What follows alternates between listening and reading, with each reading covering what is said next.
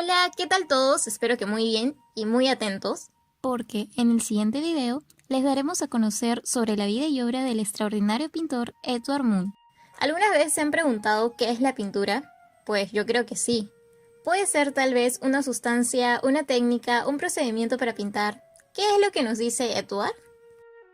Para mí la pintura es una enfermedad, una embriaguez, una enfermedad de la que no quiero deshacerme, una embriaguez que necesito. Tú conoces mis pinturas y sabes que lo he vivido yo mismo. Mis pinturas son mi diario. O sea, el miedo, incomprensión, marginación, soledad humana, fuerzas internas destructivas, sentimiento. Entonces la pintura es un modo de expresar lo que sentimos. Por supuesto, Edvard Munch fue un pintor y grabador noruego. Nació en el año 1863. Él y su familia vivían en un pueblo pequeño y pobre llamado Oslo. Hijo de una madre que muere de tuberculosis dejando huérfanos a 5 hijos, cuando apenas solo él tenía 6 años. E hijo de un padre médico militar, obsesionado de la religión, penitenciándose constantemente, además de que sufría de melancolía, murió en 1889. Hizo que Munch viviera una vida dolorosa y difícil. A los 17 años quiere ser pintor y abandona sus estudios de ingeniería. A los 23 años pinta sus primeras versiones de La mujer en la pubertad y El niño enfermo, el cual refleja la muerte de su hermana de tuberculosis. A los 25 años dio su primera exposición de cuadros en Oslo con 110 obras, pero sus pinturas son fuertemente criticadas y atacadas por la prensa, diciéndole pintas como un cerdo o pintor embustero. Especialmente el cuadro del niño enfermo fueron el que criticaron, a pesar de que todos sus cuadros habían sido pintados con mucho esfuerzo. En 1897 conoce a Mathilde Lancer, también llamada Tula, y se enamora perdidamente de ella. ¿Pero se quedará en su vida para siempre? Se compromete muy rápidamente, pero no funcionó, y en 1902 se separan. Desde esos años sufrió ataques de nervios y pasa en su cabaña en Alemania completamente solo. El consumo de alcohol excesivo y opio le causó un derrame cerebral entre 1907 y 1908. Lo internaron en la clínica de enfermedades psicomáticas con alucinaciones y principios de parálisis. Tras 8 años de estar internado, se recuperó. En 1912, tuvo un éxito internacional en la exposición de la Liga Extraordinaria y compartió con pintores como Picasso, César y Van Gogh. A los 50 años empieza a pintar la naturaleza, lo típico de Noruega y lo humano universal, pero con el mismo estilo y lenguaje que quería transmitir. A los 70 años vuelve a pintar sus obras más reconocidas y se vuelve el más famoso pintor en Escandinavia. Ahora es un clásico moderno. Y en 1944, tristemente, una tarde fallece con 81 años de edad. Sus pinturas se caracterizan porque expresa el miedo, la soledad y un profundo dolor. Él trataba de diseccionar las almas. Munch, desde un contexto histórico, sería clasificado como simbolista y como representante temprano del expresionismo, que sería la tendencia artística predominante en la primera mitad del siglo XX. Desde muy joven, en la década de 1880, el artista Munch buscaba expresar sus experiencias emocionales en el arte. Así, presentó la ruptura con el predominante enfoque del naturalismo en lo externo y objetivo. Se anticipó al cambio que inundaría la década de 1890 hacia lo subjetivo y psicológico. La temática existencial como la angustia, la muerte, el amor, los celos, la melancolía se vuelven fundamentales en su obra. Se mezclan la realidad interior y exterior en grandes superficies limitadas por contornos claros. Los motivos se estilizan y abstraen en símbolos de diferentes sentimientos y estados emocionales. Munch estableció un conjunto de símbolos de imágenes fijos que utilizó para representar los diferentes sentimientos y estados emocionales. A pesar de que sus primeras pinturas recibieron una influencia de los impresionistas, pues conoció, como ya se había mencionado antes, la obra de Gauguin y la de Van Gogh también, enseguida se inclinó por una idea de plasmar los sentimientos, por exteriorizar las sensaciones de angustia y soledad del ser humano. Su etapa de madurez está impregnada en ese sentimiento trágico que tanto caracterizó a los románticos, pero extraído del contexto propio del romanticismo y llevado a sus últimas consecuencias, otorgándole un valor absoluto como algo de lo que el hombre no se puede librar.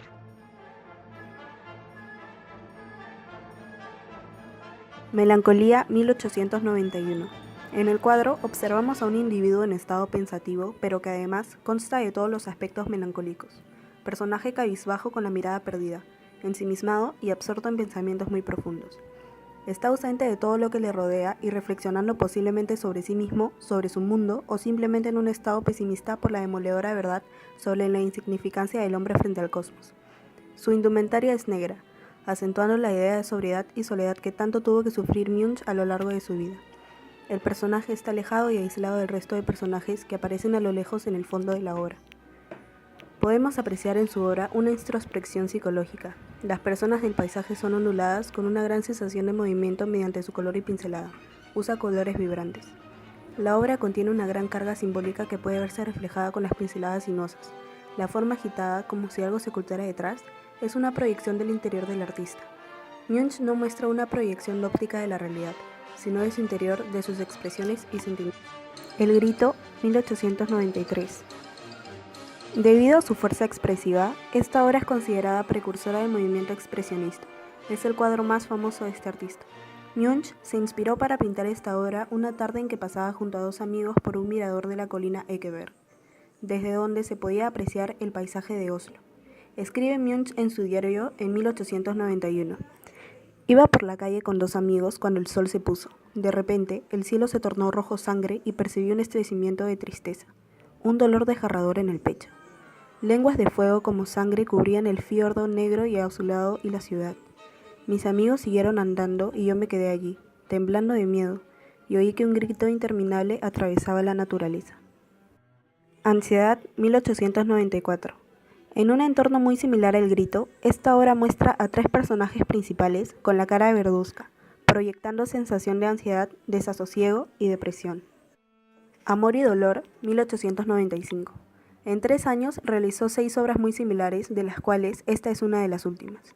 Fue llamada con posterioridad vampiro, porque parece que la mujer estuviera mordiendo el cuello de su compañero, pero esto no forma parte de la idea original de Munch. Expertos concuerdan que el símbolo principal del óleo es la sensualidad femenina que se impone sobre la realidad masculina, que en este caso no es capaz más de que someterse a los designios de ella. La danza de la vida, 1900. Obra llena de símbolos donde el autor viene a significar multitud de personajes, los cuales han sido objeto de extensas interpretaciones por parte de los expertos.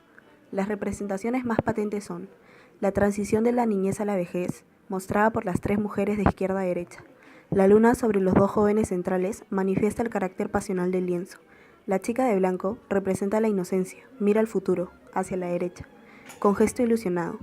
La joven del medio mira a su hombre y está entregada a la entrega mutua, y la mayor de ellas mira al pasado, hacia la izquierda, con un gesto de amargura. 25 años más tarde, el artista pintaría el mismo diseño en una versión muy similar. Siguiendo el método de Panofsky, en el nivel preiconográfico observamos a un hombre de edad adulta con bigote y ropa formal mirando hacia el horizonte.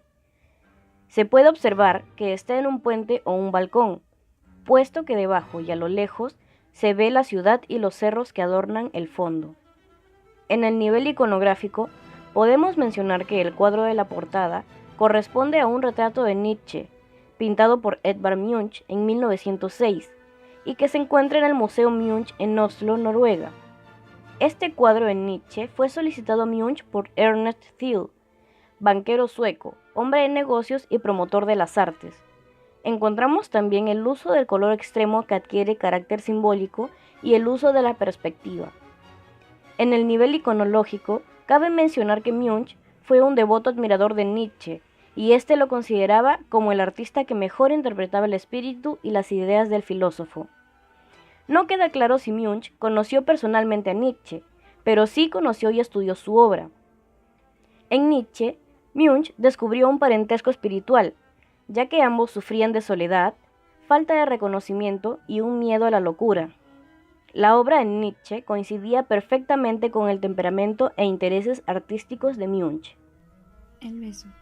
En el análisis preiconográfico se observa un hombre y una mujer, probablemente joven, besándose mientras el hombre se apoya en lo que parece un mueble. La vestimenta del hombre son de colores más oscuros que el de la mujer, y esta tiene los bordes de su ropa de un color anaranjado. Predominan en el lado derecho de la obra los colores oscuros y en la parte izquierda ya los colores claros, debido al brillo que la luz que entra por la ventana ilumina tal parte de la habitación. Análisis iconográfico. El beso es una pintura al óleo terminada en 1897 y expuesta en el Museo de Oslo, en Noruega, 6 años después. Esta exhibición se llamó El despertar del amor. Esta obra tiene una composición similar a una obra antes pintada por el autor. El beso tuvo influencia de la corriente expresionista. No estuvo inspirado en personajes reales, más bien expresa el deseo incompleto por romance del artista. Los rostros y parte de los cuerpos se ven fusionados con una imposibilidad de separación. Son solo una sola figura. Siendo esta parte de su libro El friso de la vida, ilustrando las diferentes etapas de relación entre hombres y mujeres. Esta unificación mencionada también se interpreta como la pérdida de individualismo y existencia de la identidad propia. Los colores empleados al pintar también son usados jugando con tonalidades oscuras en relación al sentimiento melancólico del artista. Análisis iconológico. La pintura del beso es otra de sus obras en las que se siente el melancolismo y cierto erotismo del artista, al no haber tenido una vida plácida, sufriendo tanto desde temprana edad por la muerte de su padre y la enfermedad. Esto último lo llevó a varios episodios de internamiento por problemas de los nervios y con el alcohol, posteriormente ingresándose él mismo por problemas de depresión y ansiedad. Es por esto que el sentimiento de melancolía es usual en sus obras. El artista nunca llegó a contraer matrimonio.